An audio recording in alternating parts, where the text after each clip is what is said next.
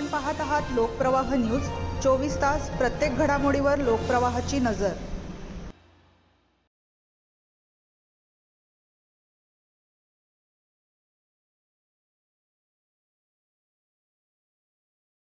मुंबई नाका परिसरातील श्रीहरी कुटे मार्गावरील एका बंगल्यात महिलांकडून देहविक्रीचा व्यवसाय करून घेतला जात असल्याची धक्कादायक माहिती अनैतिक मानवी वाहतूक प्रतिबंधक कक्षाला मिळाली।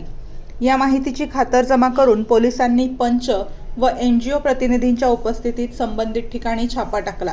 या कारवाईत देहविक्रीतून एका महिलेची सुटका करण्यात आली।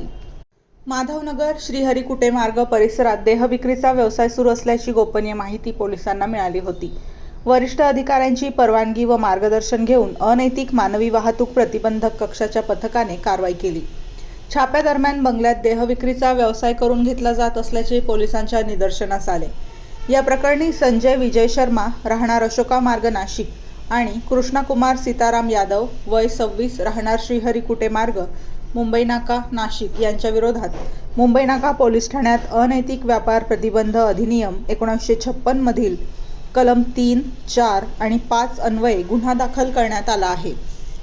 ही कारवाई पोलीस आयुक्त संदीप कर्णिक, पोलीस उपायुक्त गुन्हे शाखा किरण कुमार चव्हाण आणि सहाय्यक पोलीस आयुक्त गुन्हे शाखा संदीप मिटके यांच्या मार्गदर्शनाखाली मध्यवर्ती गुन्हे शाखेचे पोलीस निरीक्षक योगेश देशमुख यांच्या नेतृत्वाखाली API Vishwas Chavhanke, PSI Suvarna Mahajan, ASI Sherkhan Pathan, police हवालदार गणेश वाघ, प्रजित ठाकूर, युवराज कान महाले, पोलीस शिपाई अतुल पाटील, योगेश परदेशी, महिला पोलीस हवालदार लीला सुकटे, महिला पोलीस अंमलदार वैशाली घरटे, पोलीस हवालदार दीपक पाटील तसेच एनजीओचे तुषार सूर्यवंशी आणि प्रियदर्शनी पवार यांनी सहभाग घेतला।